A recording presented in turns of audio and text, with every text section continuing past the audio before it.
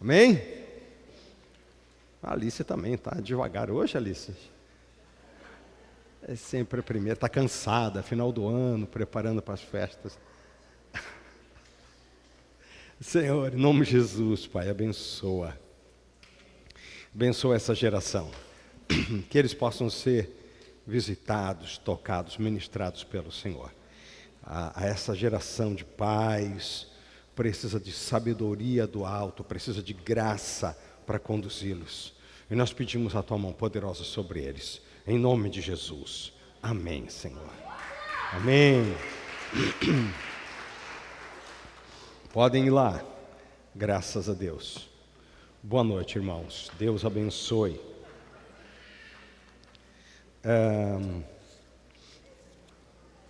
Quero ter a oportunidade, então, de falar com os irmãos. Livro de Lucas, no capítulo 2, é o início, né?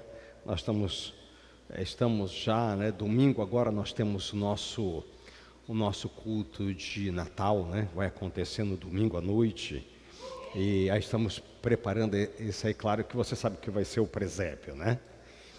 E o presépio até bastante sofisticado. Eu acredito que o de Jesus foi muito mais precário, mas, né, por conta aí de vários detalhes, então ele vai ficar assim, ainda falta decoração. Mas eu gostaria de abordar com você esse contexto.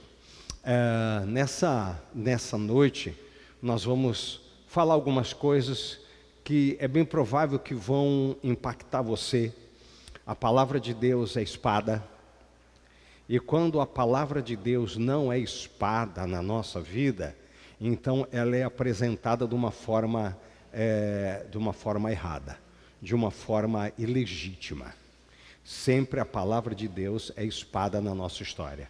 Sempre ela vem para contundir, vem para limpar, vem para aparar arestas, vem para colocar situações no lugar, tirar coisas do lugar. Isso é a palavra de Deus.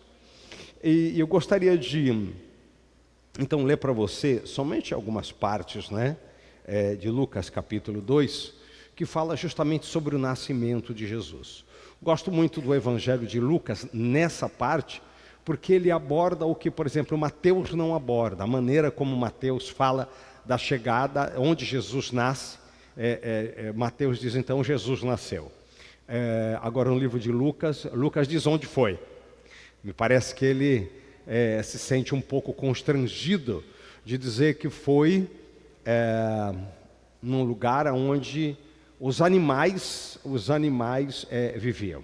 Jesus nasceu num estábulo, é bonito falar, na manjedoura, toda a encenação de Natal aborda, né, sempre uma questão tão lúdica, mas no real, mas ali para viver foi num lugar extremamente desconfortável, completamente desfavorável, sem justificativa nenhuma para uma mulher dar à luz junto num lugar onde os animais viviam. E colocar o bebê numa manjedoura que nada mais, nada menos era que um coxo, onde colocava a comida dos animais.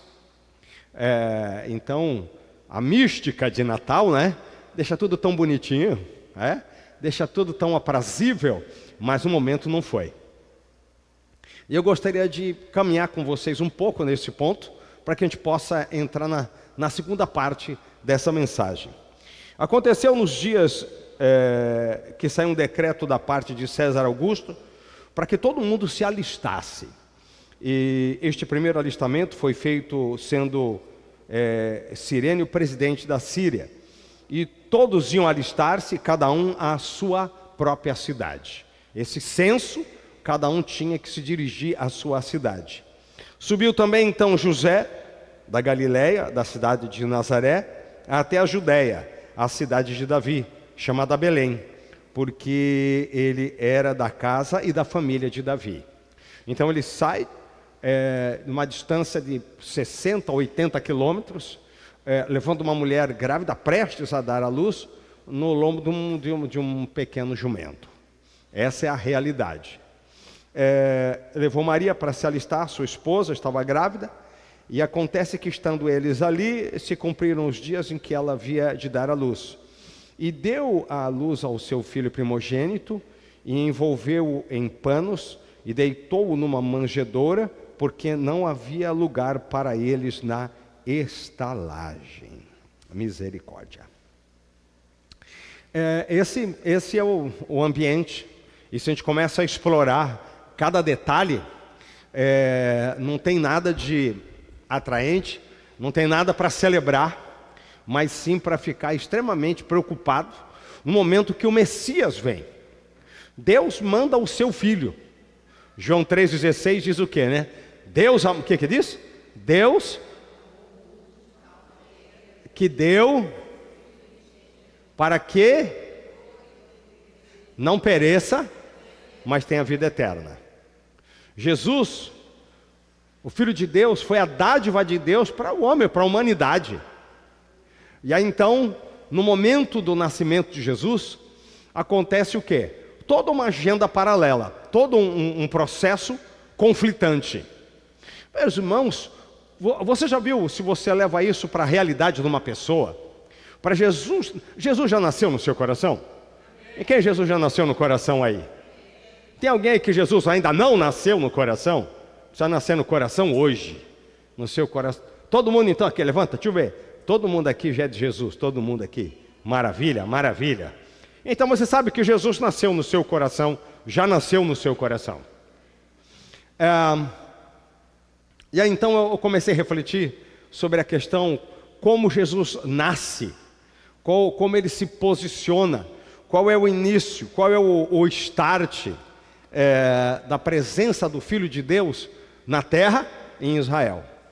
Foi na cidade de Belém, com todas as desvantagens possíveis, com toda a falta de acolhimento possível, no lugar do mais inadequado possível. Não, talvez tivesse alguns lugares mais inadequados. Sem absolutamente nenhuma solidariedade de ninguém, uma mulher grávida, que não mexeu com as emoções de absolutamente nenhuma mulher naquele processo, naquela época. Nós estamos falando de hoje. Talvez você diga, como é que eu faço encontrar alguém grávida na rua, prestes a dar à luz? Talvez você tentasse encaminhar para algum tipo de acolhimento social. Eu acredito que exista até. Mas na época, a coisa era diferente. A questão da hospitalidade, do acolhimento. E por conta de algumas coisas, por exemplo, César Augusto baixou um decreto e que todo mundo tinha que se alistar e que, mais ou menos assim, você dá os teus pulos, você se vira.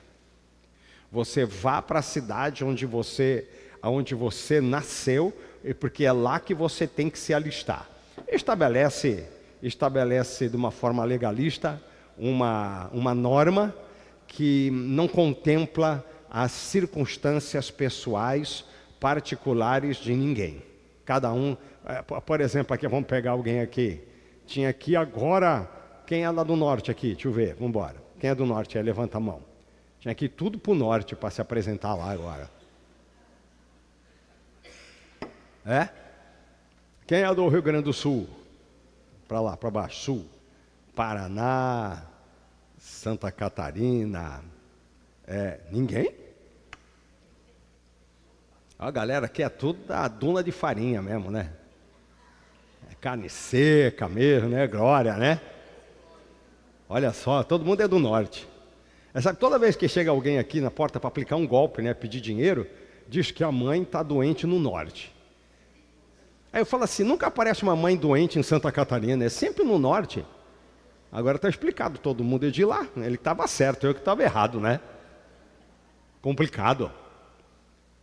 E você vê, irmãos, você sabe que quando Jesus vai nascer no seu coração, vai nascer no coração de alguém, a verdade é que não existe uma situação para amenizar. O que existe é resistência, oposição. Os teus valores, tuas ideias, os teus pensamentos ideológicos, filosóficos, religiosos, espirituais, todos eles conspiram contra. Mas olha que coisa maravilhosa, que Deus, mesmo a situação sendo completamente desvantajosa, ninguém abrindo a porta, mesmo assim o Filho de Deus veio, nasceu, prevaleceu, morreu na cruz por nós. Aqui ficou legal, né? Tem da manjedoura até a cruz, não é? A distância aqui é pequena, mas a história é maravilhosa. A realidade é maravilhosa. E eu fico só pensando, uma coisa interessante, que quando Jesus nasce, a minha oração e a minha avaliação do seu coração é que se você consegue entender o que está acontecendo. Pouquíssimas pessoas entenderam o que estava acontecendo. Se você lê o capítulo 2 de Lucas, a partir do versículo 8, fala dos anjos e dos pastores que estavam no campo e escutam e recebem uma mensagem das boas novas. Eles estão dormindo no campo, cuidando do rebanho, e os anjos anunciam, dizendo, olha, nasceu o Salvador. E eles vão lá para ver Jesus. Ao mesmo tempo, os reis magos, né, chegam também naquela estrebaria, e ali eles trazem presentes especiais. Estavam honrando a Jesus. Estavam honrando o Filho de Deus que chegou e nasceu. Porque eles sabiam, nasceu um rei. Mas não tinha uma grande multidão. Se o pessoal soubesse, Israel inteiro estava ali, né? Israel inteiro estava em volta. Dizendo, hoje mudou tudo. E realmente estava mudando toda a história da humanidade naquele lugar simples, naquele lugar humilde, naquele lugar que era a casa de bichos, cavalo, jumento, e gado e ovelha, e ali o Salvador estava se estabelecendo. E ali ele começa a crescer, né? É uma coisa interessante que todo mundo nessa época, né, gosta do menino Jesus, né? Já viu como é que é? Parece que é uma coisa do diabo, né? Não, eu gosto do menino Jesus. Ai, pastor, como do diabo? Porque as pessoas não deixam Jesus amadurecer e crescer na vida delas. Porque, irmão, Jesus não é mais menino, não. Sabia? Um menino é tratado como menino, tem uma influência. Um bebê é uma coisa tão gostosa, né? A interação com um bebê, com um recém-nascido, com uma criança de alguns meses. Mas, irmãos, Jesus cresceu, se fortaleceu, teve um ministério poderoso, confrontou tudo, morreu na cruz do Calvário, ressuscitou e hoje está à destra do Pai. E tem todo o poder nos céus e na terra. Aleluia! Todo o poder. Isso é maravilhoso. E tudo começou, Tudo começou numa manjedoura. Tudo começou num estábulo. Tudo começou numa estrebaria. Que benção que ele diz assim, desse jeito não vai dar. Não, assim não. Eu imagino Maria. Eu fiquei pensando, quem é? Quem foi que fez o parto? Foi o José. Era o pai, padrasto de Jesus, estava lá. Teve que assumir essa responsabilidade num lugar absolutamente desvantajoso. Meu irmão, vou falar uma coisa para você. Vivemos dias desafiadores. Vivemos dias difíceis. A palavra de Deus diz isso.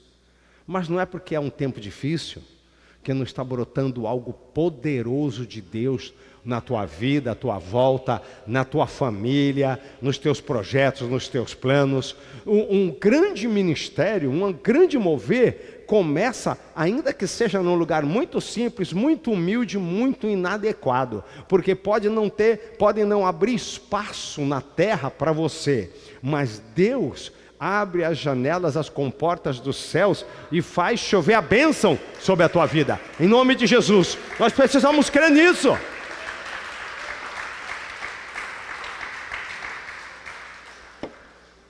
palavra diz: não despreze o dia de humildes começos. Porque plantar é gemendo e chorando. Alegria na colheita. E a Bíblia diz: se você não desfalecer, você vai colher. É algo desafiador.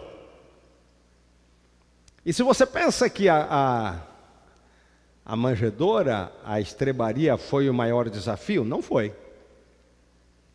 Quando termina ali, é interessante que Deus manda o suprimento. Como eu falei, o César, lá sentado na sua sala com ar-condicionado, decide jogar uma tribulação na cabeça de todo mundo. Que todo mundo se mexa agora e cada um se apresente na sua cidade natal. Você imagina hoje é 18, 19, lembro. A você tentar pegar um voo para ir para a sua cidade natal, lá no Nordeste, seja onde for. Está caríssimo. Pega um ônibus, pagar uma passagem, caríssimo. Porque agora, essa época, tudo fica mais caro. Mas o cara, ele tem a lei, ele manda, então ele manda de uma forma desalmada. Ele manda de uma forma onde pouco importa o que acontece com as pessoas. E para piorar,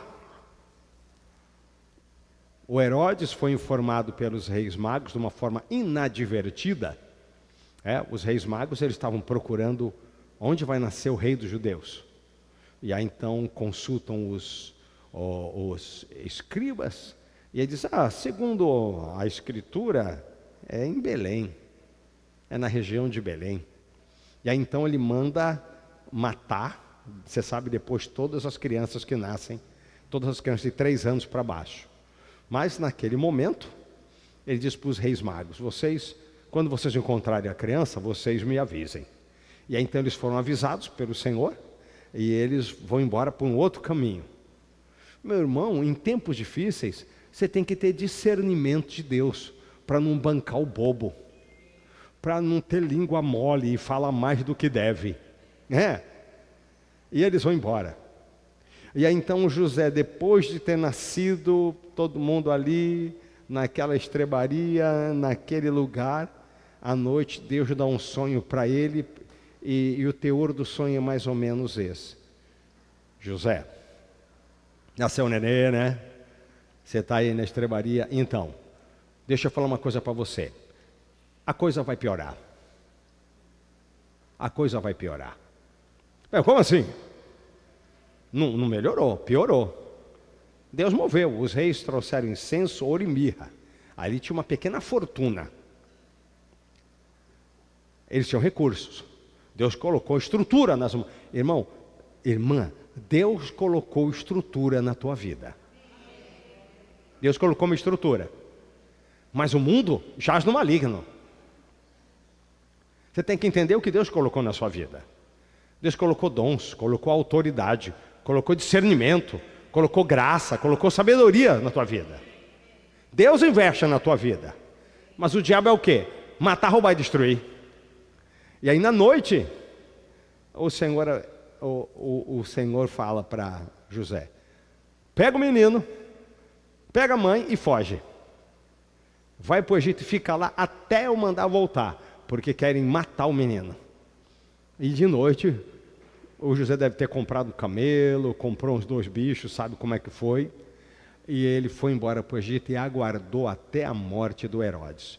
Quando o atribulado morreu, aí Deus diz: pode voltar. Aí ele volta. Irmão, se você não entender o mover de Deus, você fica irritado, irado com o mover do mundo secular, com as coisas do mundo. Você precisa entender que não existe o mundo secular, o mundo material e o mundo espiritual. Só existe o mundo. Olha o que a palavra de Deus diz: os céus, onde são os céus? Levanta a mão aí, mostra para mim, onde é o céu? Sabe para que lado está o céu? Isso.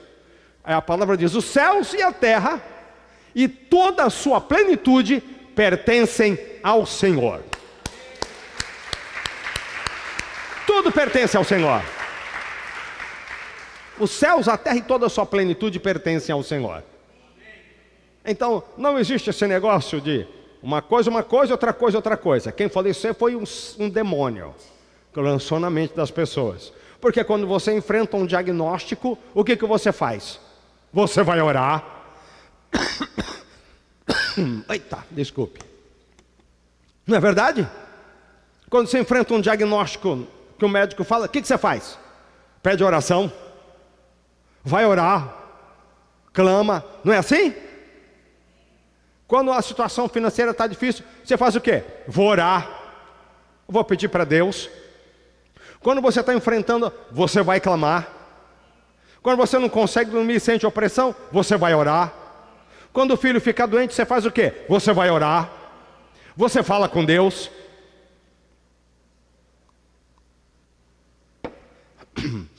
Então para.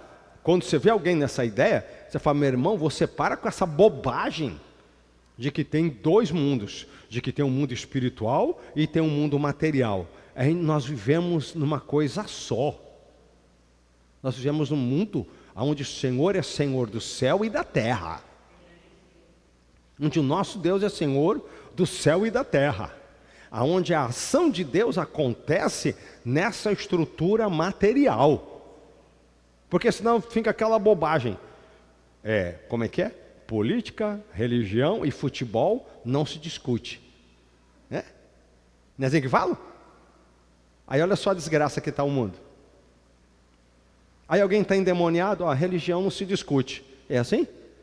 Você vê a pessoa endemoniada, não, a religião não se discute. Ele resolveu andar para o lado do diabo, agora ele está endemoniado aí. Que nada, você diz, sai em nome de Jesus! Como não se discute? Você vê a pessoa opressa você, não é assim? Sai! Sai agora! Em nome de Jesus, sai! Isso não é uma discussão? Isso não é confronto? Aí vai, não, a gente não discute religião. Discute sim. Você vê alguém desviando, quando você vê alguém desviando e indo para o lado do diabo, você não ora? Você não aconselha? Diz, isso está errado, isso não é de Deus, isso não pode ser assim. Como não existe confronto? A maneira como Deus confrontou as trevas e que nós estávamos indo para o inferno foi permitir que o filho dele nascesse num estábulo. O bebezinho começou na manjedoura, num coxo, até chegar na cruz. E quando chega na cruz, você lembra? Você lembra do texto? Jesus está dizendo na última oração, Pai, perdoa eles porque eles não sabem o que eles fazem. Eles não sabem o que eles estão fazendo. Isso não é confronto? Porque alguém poderia dizer assim, é isso mesmo, o que eles estão fazendo, estão selando a sorte deles na condenação. E Jesus perdoa a todos. Jesus diz, eu estendo o perdão para eles porque eles estão na ignorância. Isso é confronto, irmão. Isso é confronto. Tem dois, aqui a gente podia pôr 3 cruzes, né? Tem 2 ladrões, um de cada lado. Um está ofendendo. O outro está falando para o outro, confrontando o outro, você não faça isso. Nós merecemos estar aqui. E Jesus diz para ele o quê? Hoje você vai estar comigo no paraíso. Uau! Olha que confronto. Como não tem confronto? E aí nós acabamos aceitando. Olha que coisa maravilhosa. Deus confronta todo o poder das trevas, permitindo que o seu filho ainda como bebê, esteja nascendo num lugar completamente desvantajoso. Sabe qual é a minha leitura, irmãos? Você acha que você não tem oportunidade? Que você está em total desvantagem? De que você está completamente desaparelhado? Você não tem uma plataforma. Todo mundo está pedindo uma plataforma, uma oportunidade. É cheio de gente hoje aí na internet dando cursos, dizendo como é que vai ser, dizendo como é que vai conseguir, dando como é que é o nome? Tem um nome lá. Consultorias para todo lado. Tem gente que diz assim, olhe dentro da caixa. Aí tem outro que diz assim, olhe fora da caixa. Né? Cada um fala um troço. Mas já viu quando é negócio de saúde? Um diz, você coma banana que vai dar certo. Outro diz, você come banana e morre em 3 dias. Já viu como é que é o negócio? Olha a coerência. Aí Deus diz assim, vocês têm fé? Vocês querem andar comigo? Meu filho vai nascer lá na casa dos bichos, das vacas, porque ninguém deu oportunidade, ninguém abriu a porta, todo mundo tinha o seu projeto pessoal, todo mundo tinha a sua agenda pessoal, está afundando, indo para o buraco com a sua agenda pessoal e continuou agarrado no erro, na direção. Mas pela misericórdia, pela graça de Deus, Ele colocou o filho dele para nascer lá. E cresceu. E teve autoridade e superou tudo. E depois de 3 dias ele disse, está consumado. Voltei, agora todo o poder me foi dado nos céus e na terra. Então, irmão, irmã, oi, irmão, sai do celular aí agora aí. Sabe que o diabo quer que você fique no celular aí.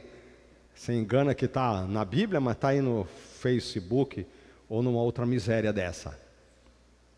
O demônio vai pegar você, vai entrar pelo Facebook, o demônio vai entrar por essas redes sociais aí. Tem tempo para tudo. Eu entro em todas essas coisas também. Mas na hora da palavra, se você vê alguém do teu lado aí, eu dou autoridade para você, fala assim, sai em nome de Jesus dele. Porque o diabo está roubando o momento que ele vai crescer espiritualmente. Não é a hora. Não é a hora. Eu falo para você. Você não precisa de nenhuma plataforma humana para Deus levantar. A Bíblia diz que Deus levanta o necessitado do monturo e o coloca nas alturas. Não é homem, não é estrutura humana. A Bíblia diz, a quem Ele quer, Ele exalta, e a quem Ele quer, Ele abate. Mas a palavra coloca e estabelece que Deus nos colocou como cabeça e não como cauda. Louvado seja o nome do Senhor. Dá uma salva de palmas para Jesus. Ele nos colocou como cabeça. Ainda que o nosso ambiente hoje, irmão, ainda que o teu ambiente hoje, você se sinta a mesma coisa, Jesus nascendo numa estrebaria, porque foi o que sobrou, numa manjedoura, sem absolutamente nenhum recurso. Sabe de uma coisa? É a partir daí que você vai ter vitória. É a partir daí que Deus vai levantar a tua bandeira, te exaltar e glorificar o nome dEle na sua vida. Vai ser assim em nome de Jesus. Amém? Você crê? Muito bom. Essa foi a primeira parte, agora vamos para a segunda.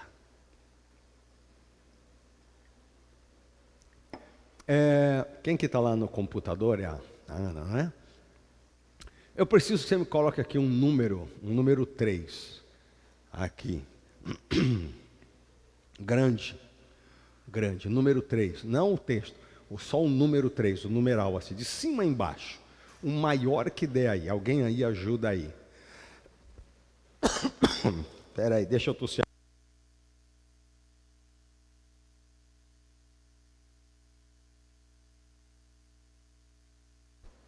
Amém. Voltei.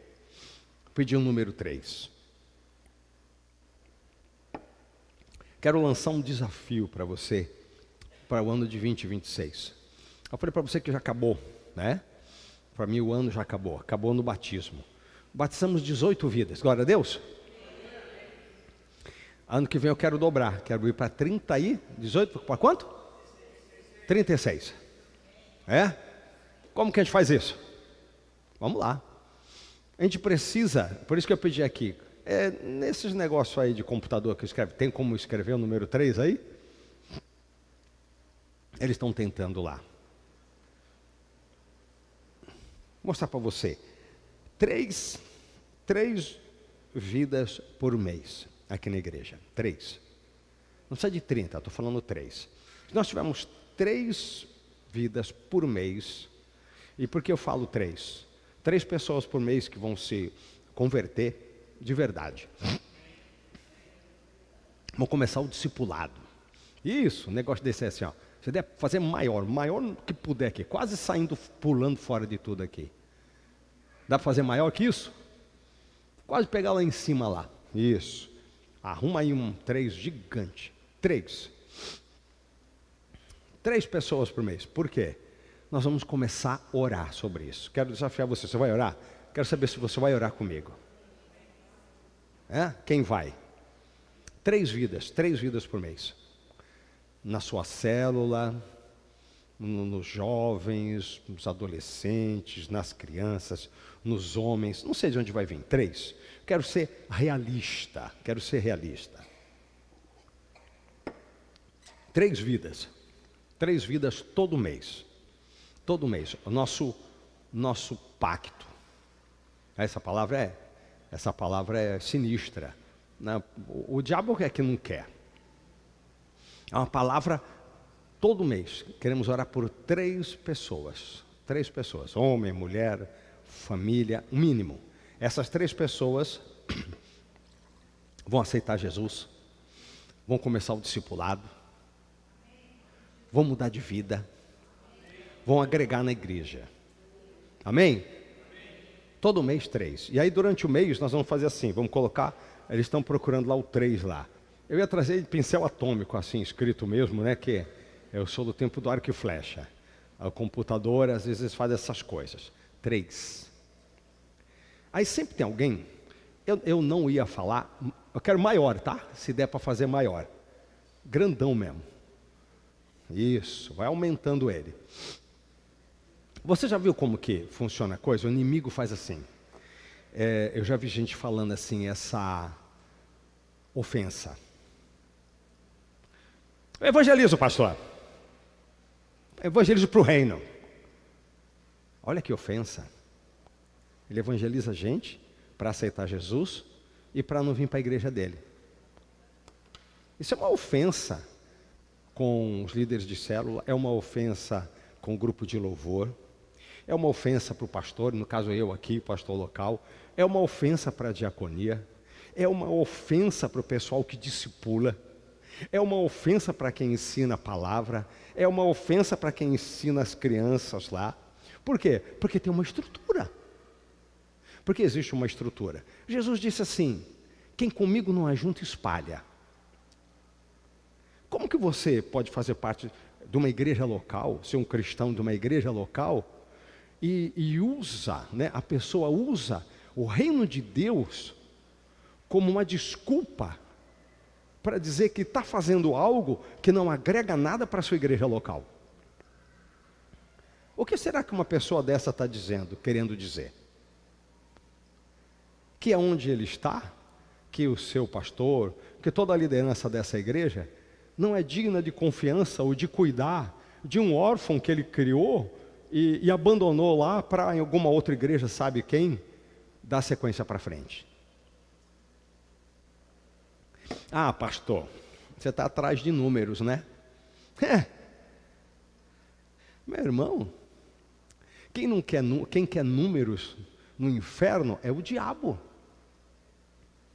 O diabo quer o maior número possível de pessoas perdidas sem salvação, não discernindo a mão esquerda da mão direita, no inferno. Isso, agora ficou bacana. 3. Depois você arrumou aqui, todo culto que eu for pregar aqui, 3 pessoas. Nós queremos ter esse número para todo mês. Aí depois ajeita, colorido, seja o que for. Não tira mais ele daí não, tá? Até eu acabar. 3. Isso tem que tornar uma obsessão. 3 pessoas. Irmãos, o diabo quer totalmente o contrário. Quando alguém diz, eu estou evangelizando lá fora. Eu vou não sei por onde, eu evangelizo, e as pessoas que se convertem, elas vão para alguma igreja, tudo. Eu falei, tá bom. Obrigado pela ofensa, não obrigado pela sua ofensa para comigo. Porque a sua igreja está aqui fazendo o quê? Montando uma estrutura, trabalhando. Os irmãos aqui prepararam o louvor, a adoração, ensaiaram, preparando uma mesa, sempre para ter um banquete, e você manda vidas, e a pessoa manda vidas para outro lado. Está entendendo o que eu estou falando? Está entendendo aí? Está compreendendo? Pastor, você está pegando pesado. Eu estou pegando pesado? Sou eu que estou pegando pesado? Quando alguém ofende você, quando alguém diz assim, eu estou fazendo alguma coisa, mas não estou preocupado com isso aqui. Você imagina se esse princípio, ele permeia todas as outras áreas e todas as outras mentes. Nós tiramos dízimos e ofertas, por exemplo, né? É o mesmo princípio. Eu pego a minha oferta e eu dou para quem precisa. Eu ajudo as pessoas lá fora. Eu pego o meu dízimo e eu compro cestas básicas e distribuo para quem precisa. Falei, que bacana. Você é o desagregador. Você não é agregador. A pessoa que faz isso não é agregadora. Porque você imagina, se todo mundo fizer isso, o que a gente faz, né, Neide? Fecha as portas. Vamos embora, porque cada um pode fazer aquilo que quer. Cada um faz o que quer e não existe uma estrutura aonde você agrega, aonde você pode dar suporte, aonde você cuida, aonde você sofre por aquela pessoa. Porque cada um está fazendo do seu jeito. Saibam que hoje, irmãos, isso é uma estratégia do inimigo, sabe para quê? Para enfraquecer a igreja do Senhor Jesus. Porque a igreja do Senhor Jesus precisa de estrutura, precisa de uma plataforma, precisa de uma classe para ter as crianças ali dentro. Temos na segunda-feira o pessoal aprendendo violão, uma turma aprendendo violão. Eu vi o vídeo da Nicole tocando violão. Uau, que lindo, que bacana. Para isso, preciso que agregar. Nós temos o texto ali de Hebreus, né? Não deixemos-nos de congregar-nos, como é costume de alguns. Antes façamos admoestações, e tanto mais quanto vedes que o dia do Senhor se aproxima. Enquanto nós entendemos que a volta de Jesus está próxima, mais ainda tem que ser o nosso engajamento e o nosso comprometimento. Ao invés de se criar uma teologia de retirada, já que Jesus está vindo, eu não preciso fazer mais nada. Já que Ele está quase às portas, eu posso ficar tranquilo só observando, só na torcida para ver o que vai dar. E a palavra diz ao contrário, quanto mais eu vejo que está chegando a hora, mais eu me jogo, mais eu me comprometo e eu dobro o meu comprometimento e meu envolvimento. Essa é a direção, irmãos. O que funciona na igreja, funciona dentro da sua casa. A Bíblia diz que casa dividida não subsiste. Se você é casado, você tem o seu marido, a sua esposa, e cada um diz, o meu dinheiro é o meu, o seu dinheiro é o seu. Essa é uma casa dividida. Cada um diz, eu vou fazer do meu jeito. Mas a gente precisa comprar comida. Não, mas esse mês eu quero colocar um som novo no carro. Eu estou investindo, afinal, a família precisa de um carro com um som bom. Que bacana! E o que nós compramos para comer? Isso é uma família que está com problema, está desagregando. Quando cada um tem a sua própria agenda, quando cada um tem as suas próprias prioridades, e o nome disso não é comunhão, o nome disso é ruptura, o nome disso é quebra, o nome disso é o diabo sambando em cima disso. Porque a Bíblia diz, quão bom e quão suave é que os irmãos vivam em união.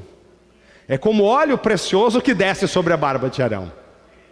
Quando eu evangelizo por razões pessoais e próprias, quando eu ministro por razões pessoais e próprias, quando eu toco, eu adoro por razões pessoais e próprias, o nome disso, em nenhum desses níveis, é comunhão.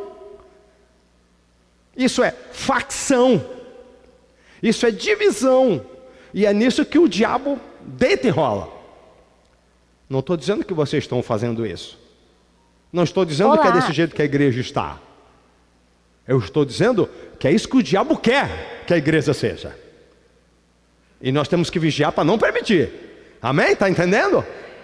Porque senão você sai daqui dizendo, nossa, o pastor quebrou geral. Isso é um alerta. Isso é um alerta. A nossa casa não pode ser dividida. A nossa estrutura como igreja não pode ser dividida.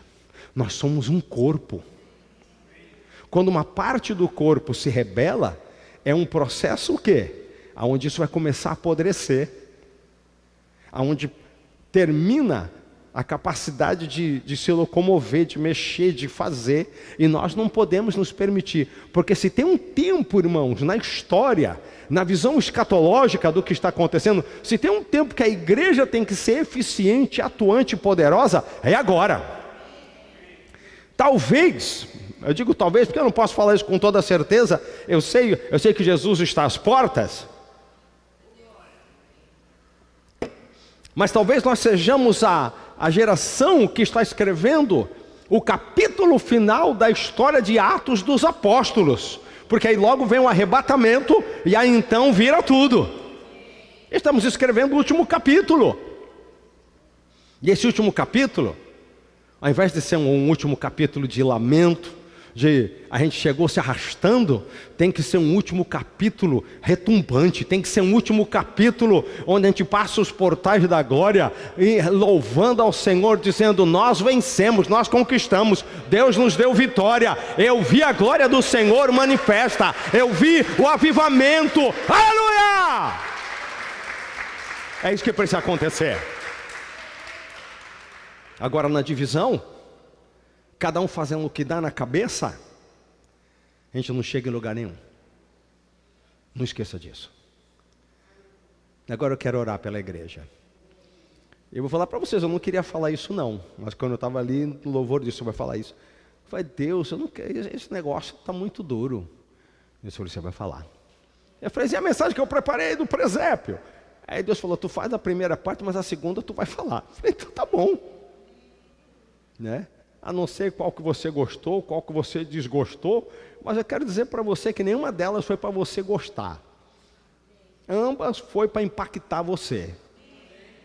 Ambas. E eu estou junto com vocês em tudo isso. Não estou de fora desse negócio, não.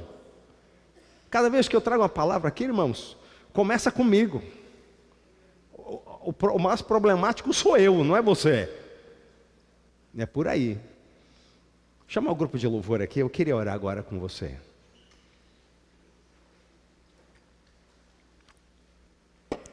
Quero clamar pela tua vida. Quero desafiar você a vir aqui na frente.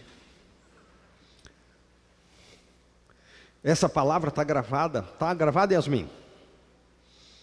Depois, quando terminar, eu quero que, por favor, você mande para todos os grupos da igreja.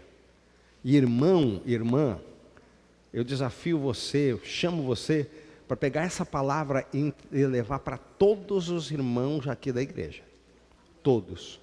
Para todos os líderes. E pode dizer assim, o pastor falou que é para mandar para você. Você não pôde estar no culto hoje por uma razão ou outra, mas é uma palavra profética para você. Porque esse ano, 2026, que vai virar o calendário, vai virar a agenda, as coisas têm que ser diferentes na sua vida. Talvez hoje para mim é o culto de Réveillon, é hoje aqui. Essa é a mensagem de Ano Novo. No dia do Ano Novo vai ter uma outra mensagem que Deus vai nos dar, mas essa é hoje. Essa é para hoje. É a virada de ano aqui. E 3 vidas. Todo mês. 3 vidas. Em 10 meses, nós vamos ter quantas pessoas? 30, é? Pronto, 36. Isso eu estou jogando no mínimo. No mínimo. Mas esse mínimo é o mínimo com qualidade. Porque a gente não quer só dar um banho nas pessoas. A gente não quer levar um número na praia para o primeiro domingo de dezembro. Não é isso. Irmão, se a gente fosse pegar somente um número, né? A gente perde aquilo que Deus tem para fazer nessas vidas, perde a qualidade. Mas número é importante. Sempre vem, mas número é importante. Aí alguém disse, qualidade é mais importante que número, tá?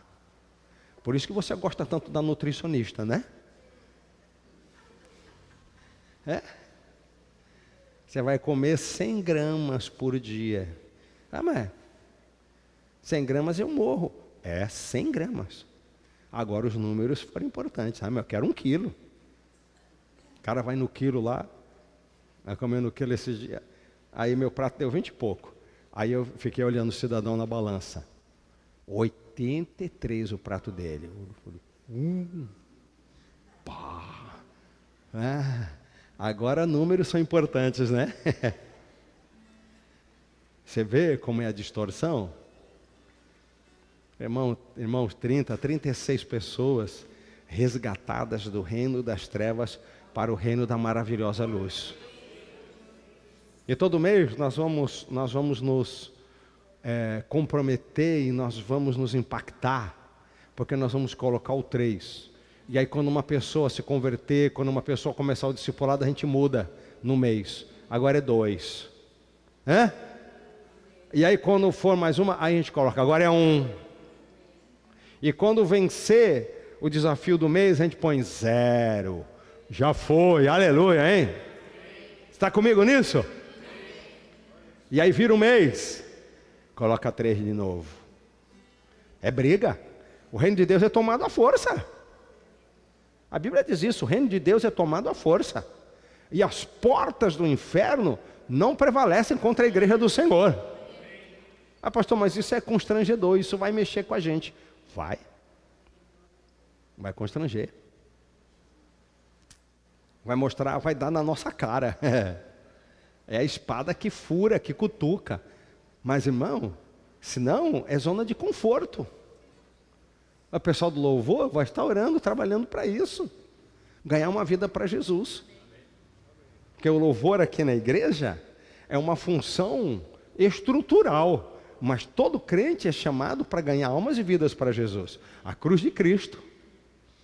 O pessoal da diaconia, porque senão a gente acredita que o que eu tenho que fazer na obra de Deus é a minha escala no momento do culto. Isso é estrutural, irmãos.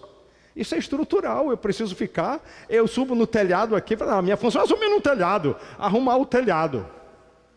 Triste criatura que pensa assim. Ah, não, eu sou do som, não, eu sou das crianças, eu sou da dança, eu sou do louvor, eu sou disso, daquilo. Meu irmão, nós somos de Jesus. Ah, eu sou da célula, eu sou daquilo. O apóstolo Paulo fala, um diz que é de uma coisa, outro diz que é outra. Perdemos a essência e o propósito do Evangelho, que é ganhar vidas para Jesus. Jesus morreu na cruz do Calvário, não foi para a gente ter o equipamento, o melhor equipamento de som do planeta. Não, ele não morreu na cruz do Calvário para a gente poder ter uma célula organizadinha, para ficar na porta. Ele morreu na cruz do Calvário para salvar. E se nós perdemos isso, irmãos, nós nos confortamos e nos conformamos em fazer parte de uma escala, de uma questão estrutural da igreja, questão de ordem, que é importante, nós precisamos, eu falo, o grupo de louvor paga um preço de ensaio e de comprometimento para poder estar aqui, e o pessoal das células, cada um paga um preço para isso. Mas, irmãos, nenhuma dessas coisas, para nenhuma dessas coisas Jesus Cristo precisou morrer. Agora, para salvar alguém, para perdoar o pecado de alguém, Jesus teve que morrer naquela cruz. Então a gente não pode deixar barato. A gente tem que se mexer, a gente tem que se impactar. Nós vamos começar um trabalho com as crianças na segunda quinzena de fevereiro. Eu quero 96 crianças no ano. 96 crianças é o máximo que eu vou poder ter no grupo escoteiro. Mas quando vem uma criança, vem o pai e a mãe. E de 96 vira para 180, para 190, para 200 pessoas. E eu estou olhando números. Estou olhando números. Estou olhando números. O pastor está olhando, não estou.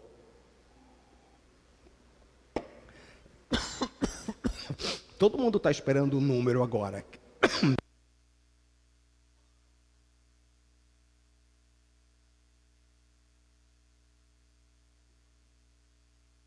Quem é que não está esperando o número do 13º cair na conta?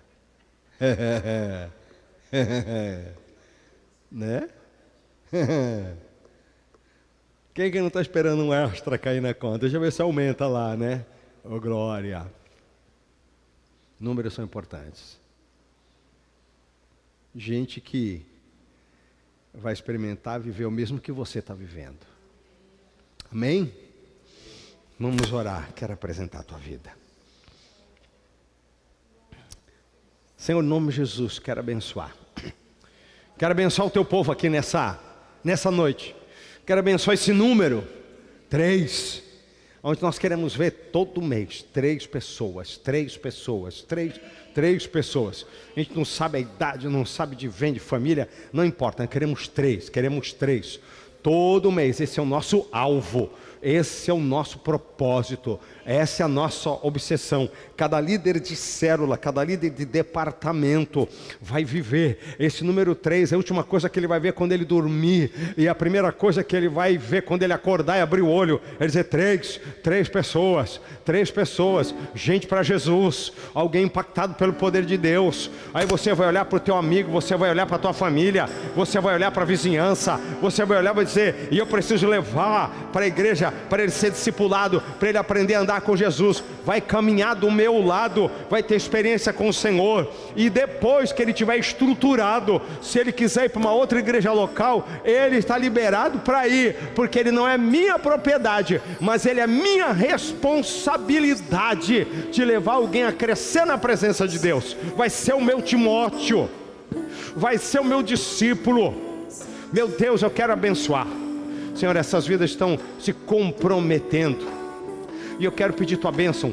Cura no Senhor, cura os teus servos, tuas servas, de todo pensamento errado, de toda ideia contrária, de tudo que bloqueia a mente, de tudo que trava, tudo que traz pânico, medo, tristeza, angústia, decepção.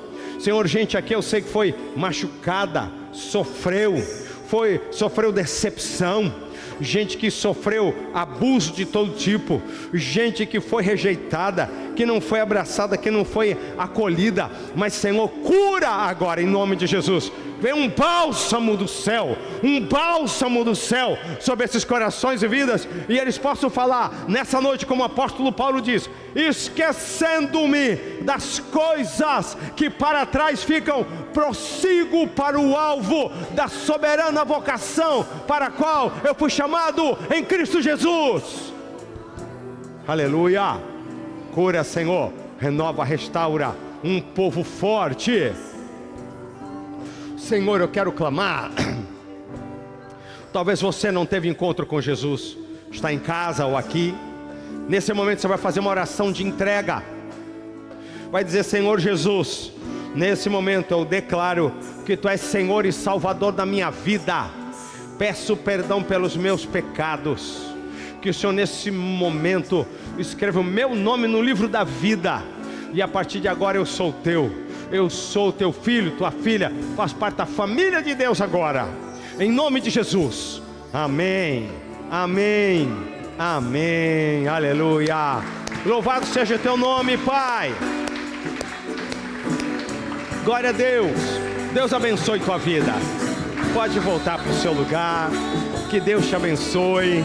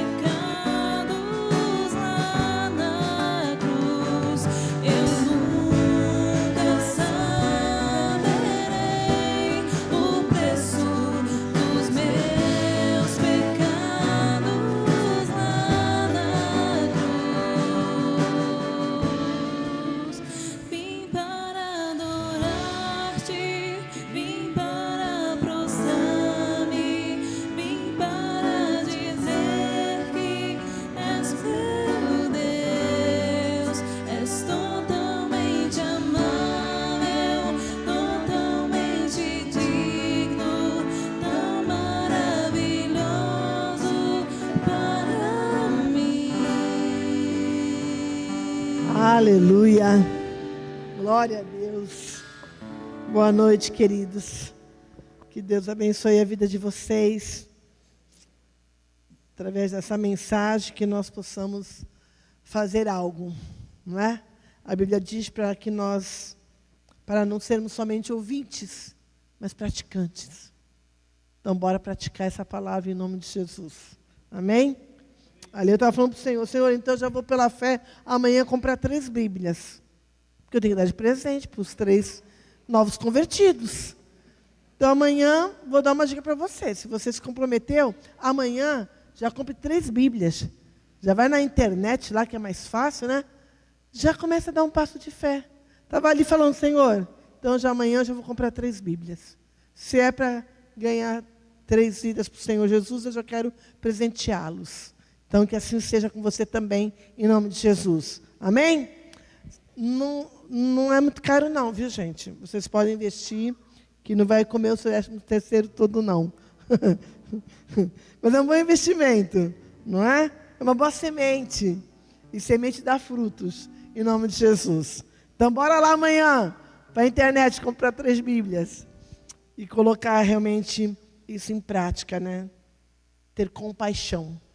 Quando a gente assiste os filmes de Jesus, né, The Chosen ou outros filmes, a coisa que mais mexe comigo é a compaixão e o amor dele pelas pessoas.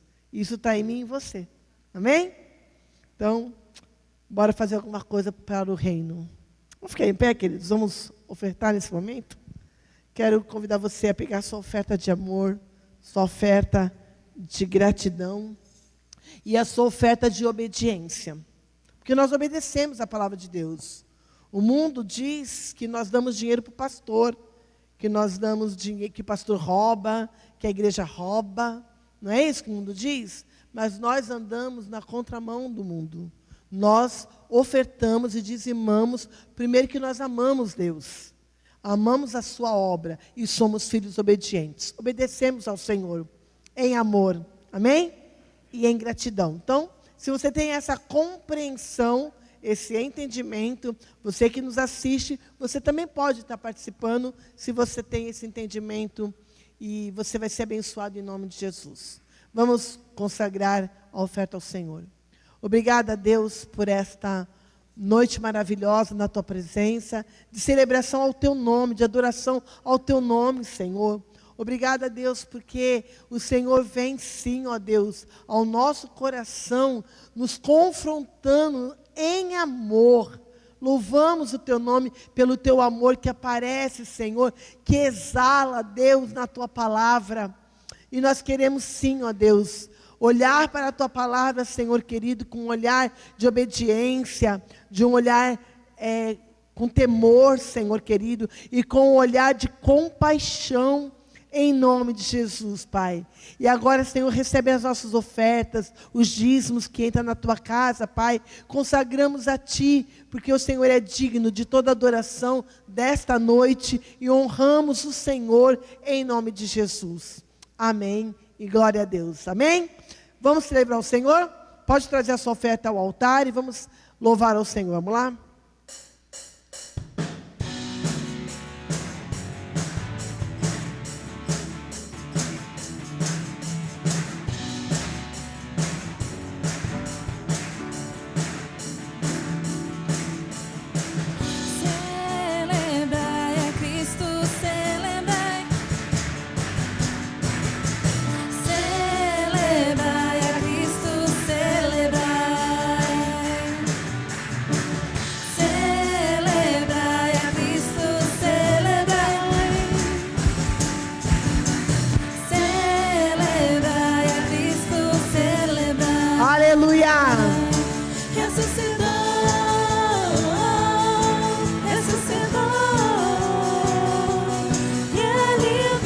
Glória a Deus.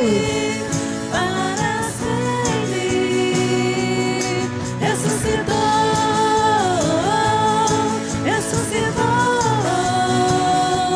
e Ele vive para sempre. Vamos celebrar, vamos celebrar.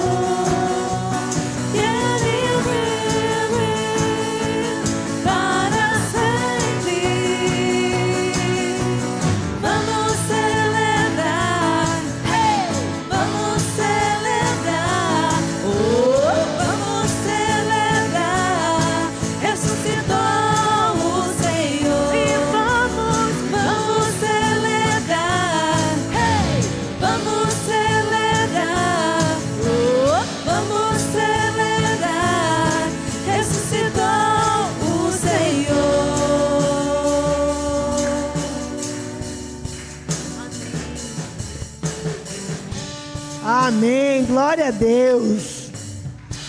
Glória a Deus. Glória a Deus. Amados, só me assento só um pouquinho, alguns avisos. Nós temos, no sábado agora, vai passar um filme no cinema, Jesus, a Luz do Mundo, para as crianças. Então, às 14h30 ali no Cine Rocks. E se você quer levar o seu filho, cadê o Jairo? Preciso saber se tem ainda ingressos. Mas você que pegou fez a sua reserva, pode pegar. Ainda tem? Tem? Então, no final do culto, você pode procurar o Jairo, se você quiser participar. Não é só para criança, né? Mas é uma animação do filme Jesus, então você pode estar participando também. E foi aberta essa sala aí para a gente, às 14h30 no sábado. Então, você pode estar participando. Você que fez sua reserva, você já pode pegar o seu ingresso com o Jairo. Você que nos assiste, se você quiser participar também, dá uma ligadinha para a gente, que a gente pode ver um ingresso para você também. Vai ser legal levar as crianças para ver um bom filme, não é? Então, já temos aí mais de 30 pessoas que vão participar. Eu não posso, eu tenho um compromisso, senão eu iria também. E também no sábado, a partir das 10 horas, vai ter um lava rápido aqui, né, em prol do projeto com as crianças. Então, se você tem o seu carro aí, ele está sujo que nem o meu, né? Cheguei de viagem, então meu carro está sujo. Então, você pode estar agendando, é isso? Tem que agendar ou traz aqui e vai ficando esperando? É assim, por hora de chegada? Então, a partir das 10 horas... Nós vamos ter uma equipe aqui, então, dando um grau bem legal no seu carro. E assim você também ajuda esse projeto com as crianças. E no domingo, então, é o nosso culto de Natal, né? Domingo, dia 21. Nós vamos ter os 2 cultos, às 10h30 e às 19 horas. Mas a programação será à noite, às 19 horas. As crianças estão se preparando, o grupo de dança também. Então, marque na sua agenda para que você possa desfrutar deste culto maravilhoso, que é o culto de Natal, que nós vamos estar celebrando no dia 21. Glória a Deus. Esqueceu algum aviso? Não? Vamos levantar, vamos agradecer ao Senhor. Tem cantina hoje? Tem? Então, nós temos uma cantina ali no finalzinho, você pode estar participando da cantina. Dá a mão para o seu irmão que está do seu lado aí. Dá a mão para ele. Isso. Para 1, para 2, dá a mão. Não fique sozinho, não. Dá a mão. Isso. Unidade. Se junta com alguém, porque nós vamos fechar esse culto declarando ao Senhor, nós estamos unidos nesse propósito. E o propósito é o reino. O propósito é vidas. Pessoas estão indo para o inferno. E nós não queremos isso. Então, que haja uma unidade. Aê, garotos. Né? Deixa eu juntar aqui também, vai. Daqui a mão. Unidade agrada ao Senhor. Amém? Então vamos nos despedir em oração, unidos em tudo aquilo que nós recebemos do Senhor nesta noite. Obrigada, Senhor, porque podemos te louvar, te engrandecer, porque o Senhor é grande nas nossas vidas. O Senhor trouxe, Senhor, uma palavra para esta igreja, para os nossos corações. E nós queremos dizer, Senhor, que nós concordamos, nós nos unimos, ó Pai, nesse propósito, Senhor. O propósito sempre vai ser o Teu reino, sempre será, Senhor, as vidas, ó Pai. Sempre, Deus, nós queremos estar no centro da Tua vontade. Queremos, ó Deus, obedecer o Teu ide, Senhor. E nós, nesta noite, nós sentimos, ó Pai, o despertar do Teu Espírito Santo, Senhor. Nós queremos, ó Pai, ultrapassar, Senhor, dessa meta, Senhor. Porque nós sabemos, ó Pai, que o que mais agrada o Teu coração são vidas se rendendo ao amor genuíno de Cristo e recebendo a salvação eterna. eterna, Pai. E podemos dizer como igreja: eis-nos aqui, Senhor.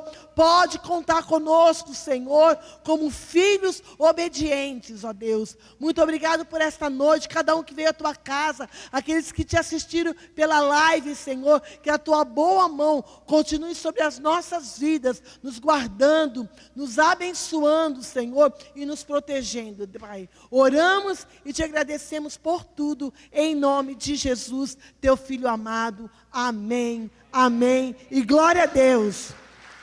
Deus abençoe, amados. Cumprimente o seu irmão que está do seu lado e um ótimo retorno ao seu lar.